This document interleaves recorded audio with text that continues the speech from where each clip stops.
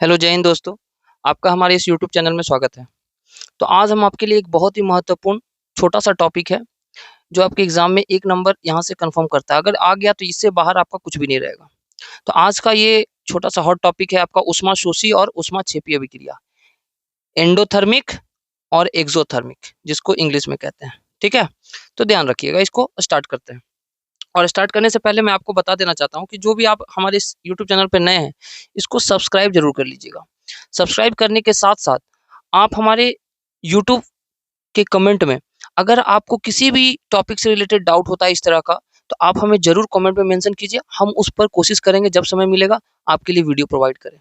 ठीक है? और एक काम और करना है, जो भी हम इस यूट्यूब चैनल पे आपको दे रहे हैं, उसको घर जाके एक बार आपको नोट डाउन करना है। नोट डाउन करने के साथ-साथ वीक में वीक में क्या करना है, एक बार इसको रिवीजन करना है। ऐसे याद नहीं होगा। किसी भी चीज़ को आप जब तक बार-बार नहीं देखेंगे, तब तक वो याद नहीं होगा। एक बार देखने से वो याद नहीं हो जाता है। ठीक है? तो चलिए स्टार्ट करते हैं। और इससे बाहर आपका ऊष्माक्षेपी और ऊष्माशोषी एग्ज़ाम में नहीं पूछेगा। ठीक है? तो चलिए स्टार्ट करते हैं। ऊष्माक्षेपी और ऊष्माशोषी अभिक्रिया। ऊष्माक्षेपी और ऊष्माशोषी। ऊष्माक्षेपी नाम है ऊष्माक्षेपी और शोषी। तो सबसे पहले हम लोग देखेंगे क्या?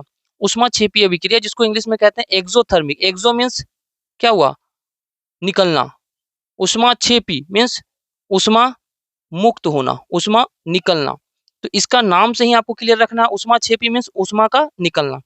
वैसा अभिक्रिया जिसमें उत्पाद के, या उत्पाद को ही इंग्लिश में कहते हैं क्या? प्रोडक्ट।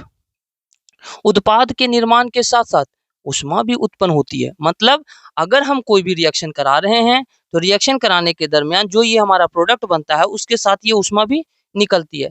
तो वैसे अभिक्रिया को ऊष्माक्षेपी अभिक्रिया कहते हैं। तो चलिए एक एग्जाम्पल के द्वारा समझ लेते हैं। जब हम मीथेन को ऑक्सीजन के प्रेजेंस में जलाते हैं, तो CO2 और वाटर के साथ साथ देख लेंगे कि यहाँ पर आपको ऊर्जा या ऊष्मा भी निकल रही है। इसी प्रकार सेकेंड एग्जाम्पल में जब C6H12O6 को हम ऑक्सीजन के प्रेजेंस में जलाते हैं, तो 6 कार्बन डाइऑक्साइड और 6 वाटर मॉलिक्यूल के साथ साथ ऊष्मा भी यहाँ पे निकल रही है। तो जहां भी आपका ऊष्मा या फिर ऊर्जा मुक्त होगा, वो ऊष्माक्षेपी या एक्सोथर्मिक रिएक्शन कहलाएगा। ठीक है? तो इसमें आपका देखिए एग्जाम्पल पूछता है। ज्यादातर आप देखेंगे एग्जाम में एग्जाम्पल पूछेगा कौन ऊष्माक्षेपी अभिक्रिया का उदाहरण है, कौन नहीं है।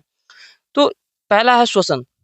जब हम सांस लेते हैं, तो इसमें सांस लेने के साथ साथ सांस छोड़ते भी हैं। तो उस दरमियान क्या होता है, लेना और छोड़ना, ये दोनों में हमारा ऊर्जा निकलती है। ऊर्जा जैसे हम लोग पढ़ते हैं ना एटीपी, एटीपी के फॉर्म में, तो यही एटीपी के फॉर्म में ऊर्जा यहाँ पर मुक्त होती है। तो श्वसन भी हमारा क्या है? ऊष्माक्षेपी। क्यों? क्योंकि इसमें ऊर्जा निकल रही है। दूसरा एक आप लाइन याद रखिएगा, कभी भी किसी भी चीज का जलने का बात करेंगे, जल रहा है, किसी चीज को जला दिए, लकड़ी जला दिए, माचिस जलाएं, मोमबत्ती जलाएं, लकड़ी जलाएं, कोयला जलाएं, पेट्रोल जलाएं, हाइड्रोजन जलाएं, किसी भी चीज को, या मीथेन को जलाएं, प्राकृतिक गैस का दहन हुआ, तो जब भी जलने का बात आएगा, आपको सिर्फ याद रखना, जलना मतलब ऊर्जा निकलना। जलेगा तो ऊर्जा निकलेगा ही। तो जलेगा और ऊर्जा निकलेगा, तो ऊर्जा निकलना मतलब ऊष्माक्षेपी अभिक्रिया या एक्सोथर्मिक रिएक्शन।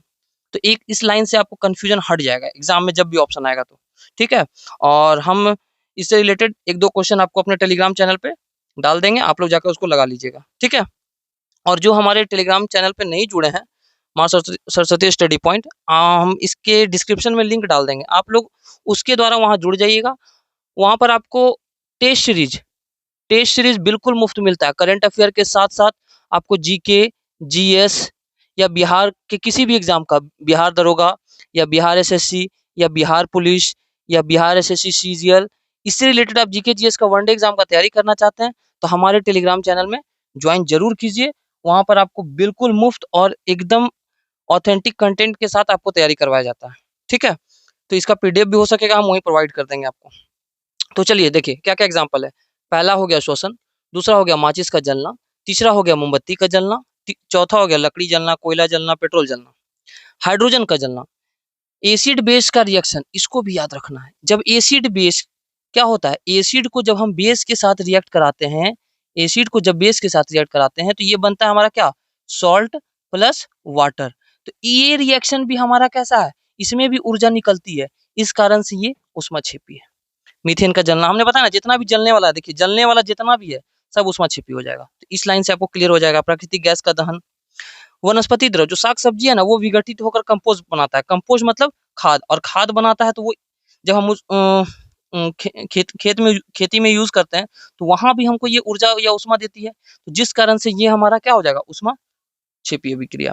H2SO4 सल्फ्यूरिक अम्ल द्वारा कार्बोहाइड्रेट का निर्जलीकरण, इसमें भी उष्मा निकलती है। तो ये भी हमारा क्या हो गया, उष्मा क्षेपीय अभिक्रिया। तो हमने आपको जितना भी यहाँ पर रिएक्शन उष्मा क्षेपीय अभिक्रिया से जितना भी एग्जाम्पल दिया, ये सभी एनसीईआरटी से आपको उठा कर दिया। इससे बाहर आपको एग्जाम में नहीं पूछेगा और ये मोस्ट वीवीआई टॉपिक है। ठीक है, सेकंड चलते हैं, उष्मा शोषी अभिक्रिया।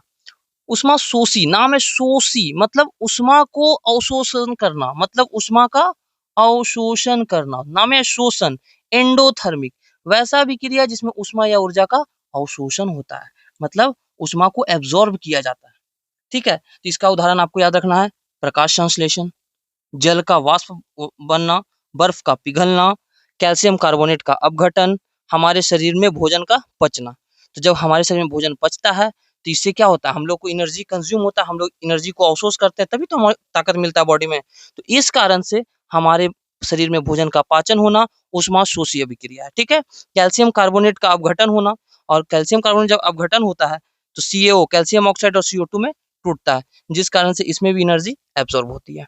तो इसमें आपको क्या क्या मेन याद रखना है, पहला प्रकाश संश्लेषण, बर्फ का पिघलना, कैल्शियम कार्बोनेट का अपघटन और हमारे शरीर में भोजन का पाचन।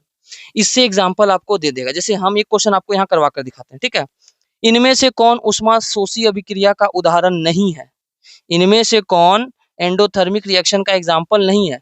पहला प्रकाश संश्लेषण, एक क्वेश्चन करवा देते हैं कैसे पूछता है, देख लीजिए, प्रकाश संश्लेषण। दूसरा ऑप्शन CaCO3 का अपघटन, CaCO3 का अपघटन। तीसरा प्राकृतिक गैस का दहन, प्राकृतिक गैस का दहन। चौथा ऑप्शन बर्फ का पिघलना, बर्फ का पिघलना। इनमें से कौन उष्मा शोषी अभिक्रिया या एंडोथर्मिक रिएक्शन का एग्जाम्पल नहीं है। तो इसमें प्रकाश संश्लेषण एंडोथर्मिक है, कैल्शियम कार्बोनेट एंडोथर्मिक है, उष्मा शोषी है। प्राकृतिक गैस का दहन, जलना, हम जितना ही बोल दी, देखिए एक ट्रिक से आपका क्लियर हो गया, दहन मतलब जलना।